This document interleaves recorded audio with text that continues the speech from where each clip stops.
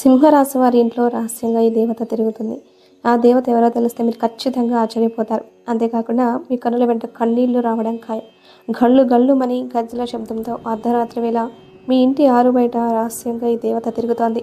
వీడియోని మీరు ఒంటరిగా కూర్చొని మరీ చూడండి.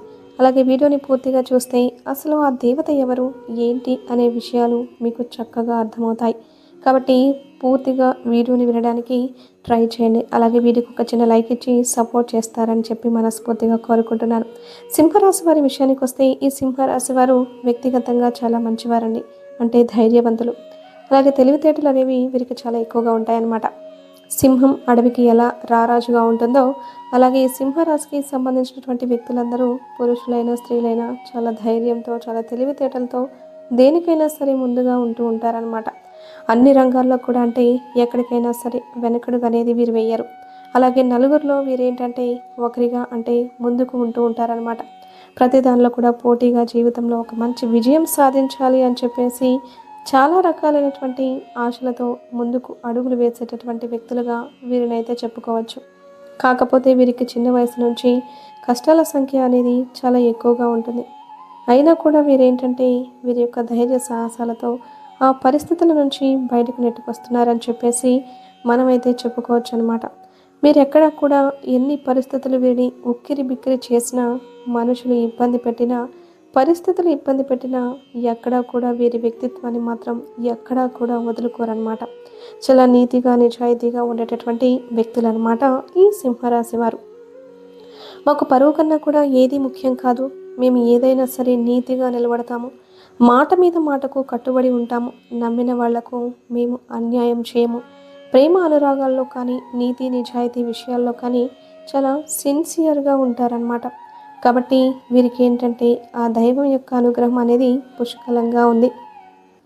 ఎప్పుడైనా సరే మంచివారికి కష్టాలు అనేవి ఎక్కువగా ఉంటాయండి. మనం గమనించినట్లయితే ఆ దేవుడు వీళ్ళు తట్టుకోగలుగుతారా లేదా అని చెప్పేసి ఒక టెస్ట్ అంటే ఒక పరీక్ష లాంటిది పెడతారనమాట.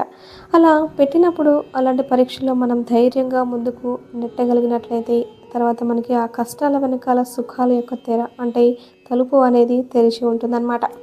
ఈ కష్టాలను దాటుకుని వెళ్తే తర్వాత సుఖం అనేటువంటి ఆ తలుపు తెరిచి మనం లోపలికి వెళ్ళినప్పుడు అంటే మనం చాలా సంతోషపడగలుగుతాం. అలాగే ఈ సింహరాశి వారు కూడా ఈ కష్టాలన్నిటినీ కూడా చాలా వరకు కూడా తట్టుకున్నారు. కాబట్టి ఆ దేవత యొక్క అనుగ్రహం అనేది వీరి మీద పడింది. ఆ దేవత యొక్క ఆశీర్వాదం, ఆ దేవత యొక్క కన్ను వీరి మీద ఉండి ఆ దేవత వీరి చుట్టూ తానే తిరుగుతోంది. వీరు వెన్నంటి వీరు బయటకు వెళ్తే బయటికి, లోపల ఉంటే లోపల, ఇట్లా ప్రతి అడుగు అడుగులో కూడా ఏంటంటే ఆ దేవత మీ చుట్టూతా తిరుగుతోంది. ఆ దేవత మీ చుట్టూతా తిరుగుతుందన్న విషయం మీకు తెలియాలి అని చెప్పేసి ఆ దేవత అనుకోవడం అనేది జరిగింది. ఎందుకంటే ఈ మధ్య మీరు గమనించినట్లయితే మీ జీవితంలో అంటే కొన్ని కష్టాలు ఎలా వస్తున్నాయి అంటే మీకు సమస్యలకు పరిష్కారం కూడా దొరకట్లేదు. ఆ కష్టాలకి ఆ సమస్యలకి మీకు పరిష్కారం కూడా దొరకట్లేదు. అసలు ఏం చేయాలో కూడా అర్థం కావట్లేదు. ఏ దారి కూడా కనపడనటువంటి పరిస్థితులు, అలాంటి కష్టాలు మీ జీవితంలో ఖచ్చితంగా మీకు ఈ మధ్య ఎదుర్కొంటున్నారు. అది బయటకు చెప్పుకోలేరు. లోపల మీలో మీరు ఉంచుకోలేక సతమతం అయిపోతూ ఉంటారనమాట. అలాంటి సమస్యల నుంచి ఆ దేవత మిమ్మల్ని బయటపడేయడానికి వచ్చింది. ఎందుకంటే మీలో మీరు ఒంటరిగా కుమిలిపోవడం, ఎంత ధైర్యం ఉన్నప్పటికీ మీరు మనుషులే కదా. అలా ఒక్కసారి ఏంటంటే పరిస్థితులు ఉక్కిరి బిక్కిరి చేసేస్తూ ఉంటాయన్నమాట. అలాంటప్పుడు మీరేంటంటే చాలా అల్లాడిపోతూ అసలు ఏదన్నా పరిష్కారం ఉంటే చూపించమని దైవాన్ని కోరినటువంటి సందర్భాలు కూడా ఉన్నాయి. కాబట్టి ఆ దేవత మీ ఇంటి చుట్టూ దేవత యొక్క ఆశీర్వాదం అనేది ఉండి మీ దగ్గరకు రావడం అనేది జరిగింది. ఆ దేవత ఎవరో తెలిస్తే మీకు నిజంగా కళ్ళల నుంచి కన్నీళ్ళు ఆగవండి. ఆ కష్టం నుంచి మిమ్మల్ని బయటపడేయడానికి ఆ తల్లి వచ్చింది. మిమ్మల్ని మీకు తెలియకుండా చాలా కష్టాల నుంచి కూడా బయటపడేస్తోంది. అంటే ఏదైనా చిన్న చిన్న ప్రమాదాల దగ్గర నుంచి అవ్వచ్చు, లేకపోతే ఏదైనా డబ్బుకి సంబంధించిన సమస్యల నుంచైనా అవ్వచ్చు. అంటే మీరు ఏదన్నా దూర ప్రయాణాలు చేస్తున్నప్పుడు లేదా ఒక్కొక్కసారి ఏంటంటే మనం జాగ్రత్తగా ఉన్నా కూడా ప్రయాణాలు చేసేటప్పుడు ఎదుటి వారి దగ్గర నుంచి మనకి ఏదైనా ప్రమాదం వచ్చేటటువంటి అవకాశాలు అనేవి ఎక్కువగా ఉంటాయి. ఇట్లా ఏంటంటే కొన్ని కొన్ని ప్రమాదాల నుంచి ఏంటంటే ఆ దేవత మిమ్మల్ని చాలా వరకు కూడా కాపాడుకుంటూ ఉంటుందన్నమాట. ఒక కన్న తల్లిలాగా, ఒక మీ వెన్నంటే ఉండి మిమ్మల్ని కాపాడుతూ ఉంటుందన్నమాట. ఆ దేవత ఎవరో తెలిస్తే నిజంగా మీరు చాలా సంతోషంతో మీ కళ్ళ వెంట నీళ్ళు వస్తాయి. బాధతో కాదు, ఆ దేవత మరెవరో కాదండి, మీ ఇంటి యొక్క కులదేవత. చాలామందికి కూడా తెలిసే ఉంటుంది ఆ దేవత మీ ఇంటి యొక్క కులదేవత. తెలిసిన వాళ్ళకు ఓకే, తెలియని వాళ్ళు ఎవరైనా ఉంటే మీ ఇంటి పెద్దవాళ్ళని, అంటే మీ తల్లిదండ్రులు అవ్వచ్చు, లేదా మీ దూరపు బంధువులు అంటే చుట్టాలు కానివ్వండి, లేదా మీ అమ్మమ్మలను, తాతయ్యలను, మీ నాయనమ్మలను, అలాగే తాతలను, ఇలా ఎవరో ఒకరు పెద్దవారు ఉంటారు కదండి, వాళ్ళని అడిగితే ఖచ్చితంగా చెప్తారు. ఎందుకంటే ఖచ్చితంగా మీ ఇంటికి కులదైవం అనే తల్లి ఉంటుందన్నమాట. ఆ తల్లిని ఏంటంటే మీరు మీ పనుల్లో పడి, మీ బాధల్లో పడి, మీ కష్టాల్లో పడి మీరేంటంటే ఆ తల్లిని వెనకేస్తూ వచ్చారు. ఆ తల్లిని మీరు పట్టించుకోవడం లేదు. ఎప్పుడు దేవుడైనా దేవతైనా డైరెక్ట్గా మన కళ్ళ ముందుకు వచ్చి ఎవరు కూడా మాట్లాడరండి. అలా వస్తే మనం ఎవరం కూడా తట్టుకోలేం. కాబట్టి ఏంటంటే ఏదైనా ఒక మనిషి రూపంలో అవ్వచ్చు, ఎవరో ఒక నోటి మాట రూపంలో కావచ్చు, వాళ్ళు తెలియజేయాలనుకున్న విషయాన్ని మనకు తెలియజేస్తూ ఉంటారనమాట. అలా ఈరోజు నా నోటి వెంట మీకు ఈ తల్లి అంటే మీ యొక్క కులదేవత నా నోటి వెంట ఈ మాటలు తెలియజేస్తుందనమాట. మీరు తెలుసుకోవాలని ఆ తల్లి కోరుకుంటుంది. ఎందుకంటే ఆ తల్లిని మీరు మర్చిపోతున్నారు, ఆ తల్లిని మీరు వెనకేస్తున్నారు. ఆ తల్లి మీ దగ్గర నుంచి పూజలు కోరుకుంటుంది. ఆ తల్లి మిమ్మల్ని అంటే ఇంకా మీ జీవితంలో కష్టాలన్నింటినీ తీసేసి మిమ్మల్ని కాపాడుకోవాలని ఆ తల్లి తపన పడుతుంది. కాబట్టి ఖచ్చితంగా మీరు ఎక్కడ ఎన్ని పనుల్లో ఉన్నా సరే ముందు మీ కులదైవం ఎవరో తెలుసుకొని, తెలిసిన వాళ్ళైతే ఆ అమ్మ అంటే ఆ తల్లి ఫోటో ఉంటుంది కదా, ఆ ఫోటో మీ ఇంట్లో పెట్టి పూజ చేసుకోవడం, అంటే ఆ తల్లికి సంబంధించినటువంటి కొంత సామాగ్రి కూడా ఉంటుందండి. మీరు గమనించినట్లయితే ఆ సాములని చక్కగా అంటే శుద్ధి చేసుకుని పసుపు కుంకుమలతో చక్కగా వాటికి బొట్లు పెట్టేసి వాటిని శుభ్రం చేసి ఆ తల్లి యొక్క ఫోటో ఉంటే మీ ఇంట్లో పెట్టుకొని పూజ చేసుకోవడం, ఆ తల్లికి నైవేద్యాలు చేసి పెట్టడం. అలాగే కులదేవత యొక్క దేవాలయాలు అంటే గుడులు కూడా ఉంటాయన్నమాట. కులదేవతలకి ప్రత్యేకంగా ఉంటాయి. ఆ గుడికి వెళ్ళి పూజ చేసుకోవడం, కొబ్బరికాయలు కొట్టుకోవడం, ఇలాంటివి చేయడం వల్ల ఏంటంటే ఆ తల్లి శాంతించి మీ యొక్క సమస్యలను తీర్చడానికి సిద్ధంగా ఉంటుంది. మీరు అంటే చాలామంది మనం వెనుకటి రోజుల్లో పోల్చుకున్నట్లయితే మన తల్లిదండ్రులు కావచ్చు, అలాగే మన అమ్మమ్మలు, తాతమ్మలు ఇట్లా భర్త తరపున వాళ్ళు అవ్వచ్చు.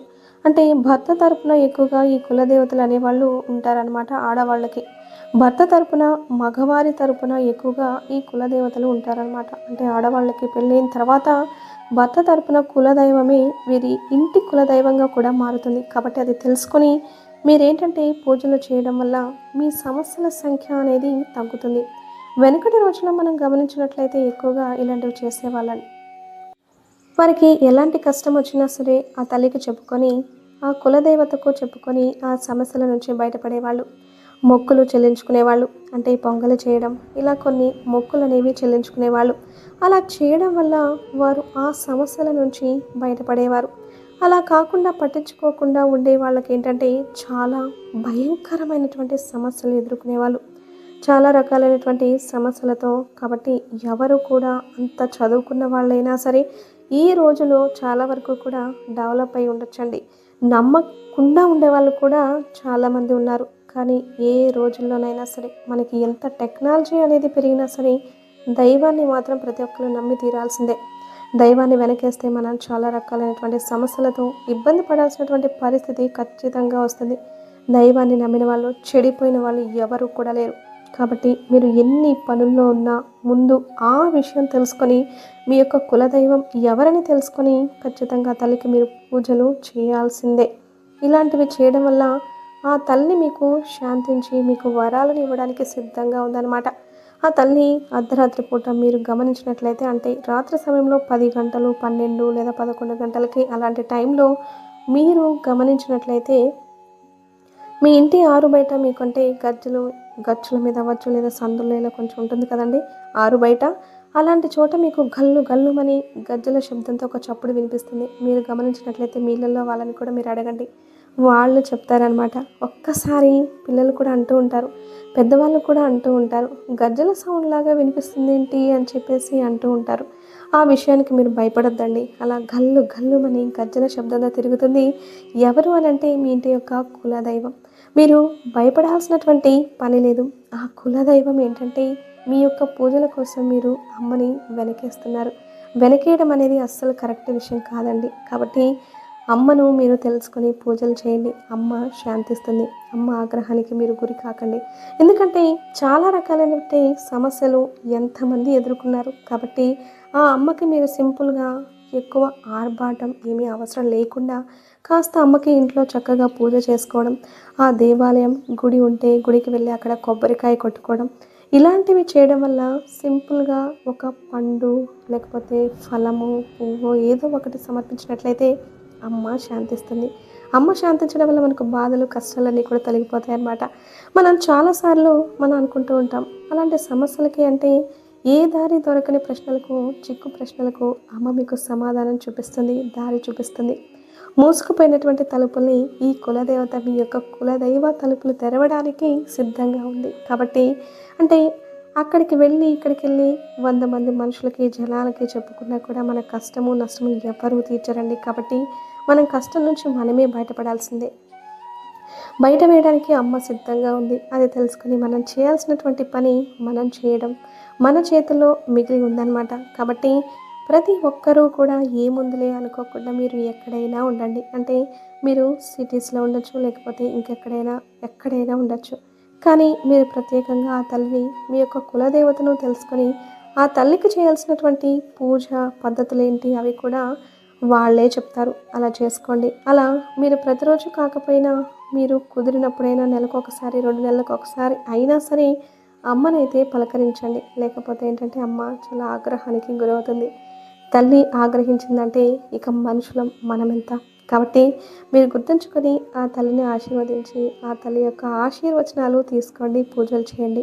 మీ సమస్యలన్నింటినీ కూడా బయటపడేసి మీకు డబ్బు పరంగా బాగా కలిసి రావడానికి, మీ సమస్యలన్నింటినీ తీసేయడానికి, మీ జీవితంలో ఉన్నటువంటి దోషాలను, దుష్ట శక్తుల్ని, పితృదోషాలను, శాపనార్థాలను అంటే తెలిసి తెలియక చేసినటువంటి కర్మలను అన్నిటినీ తొలగించి మీ జీవితాన్ని, మీ కుటుంబాన్ని, అలాగే మీ భార్య బిడ్డల్ని అందరినీ దీవించడానికి, లేదా మీ భర్త పిల్లల్ని మీ యొక్క ఆరోగ్యాలను సరిచేయడానికి అన్ని రకాలైనటువంటి వరాలు ఇవ్వడానికి ఆ తల్లి సిద్ధంగా కూర్చుంది. కాబట్టి ఆ తల్లిని మీరు తెలుసుకొని చక్కగా చేతనేటటువంటి పద్ధతిలో మీకు కుదిరినప్పుడు ఆ తల్లిని మాత్రం తలుచుకుంటూ ఉండండి. ఆ తల్లి మీ ఇంటి బయట తిరుగుతుంది. ఆ తల్లిని తలుపులు తీసి మీ ఇంటి లోపలికి ఆహ్వానించండి. ఆ తల్లి మీ ఇంట్లో అడుగు పెడితే ఇక ఆ జీవితానికి ఇంకా అంతకు మించినటువంటి అదృష్టం ఏమీ లేదు. కాబట్టి ఎక్కడున్నా సరే సింహరాశి వారు మాత్రం ఈ చిన్న పనిని చేయండి. మీ కులదైవం ఎక్కడుందో ఖచ్చితంగా తెలుసుకోండి. తెలుసుకొని ఖచ్చితంగా మీరు పూజలు చేయండి. చేయకపోతే మాత్రం చాలా రకాలుగా మీరు సమస్యల పాలవ్వాల్సినటువంటి పరిస్థితి అనేది ఉంటుంది. తెలియని వాళ్ళు మీ పెద్దవారిని అడిగి మరీ తెలుసుకోండి.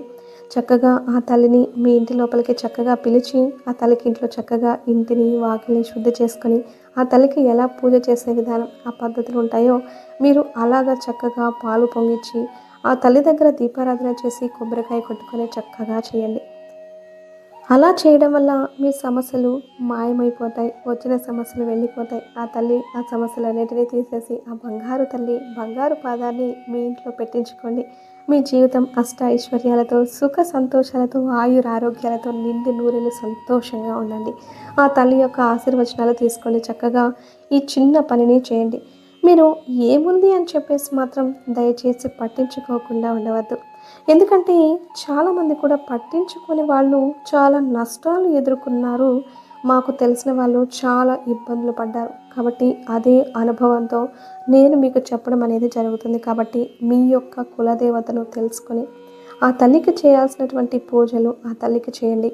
అర్థమైంది కదండి. సింహరాశి వారికి మన వీడియో నచ్చితే ఒక చిన్న లైక్ ఇచ్చి సపోర్ట్ చేయండి. ఈ ఇన్ఫర్మేషన్ మీకు చాలా యూజ్ అవుతుంది. కాబట్టి మీకు తెలిసిన ఫ్రెండ్స్ ఎవరైనా ఉంటే వారికి కూడా షేర్ చేయండి. మీరు లైక్ చేయడం వల్ల కూడా ఇంకొంతమందికి చేరడానికి అవకాశం అనేది ఉంటుంది. సింహరాశి మిత్రులు ఎవరైనా ఉంటే వారికి కూడా షేర్ చేయండి. వారు కూడా తెలుసుకుని జాగ్రత్త పడేటటువంటి అవకాశం అనేది ఉంటుంది. కాబట్టి ఒక్క లైక్ ఇచ్చి షేర్ చేసి మన ఛానల్ని సబ్స్క్రైబ్ చేసుకొని జై శ్రీకృష్ణ అని కామెంట్ చేయండి.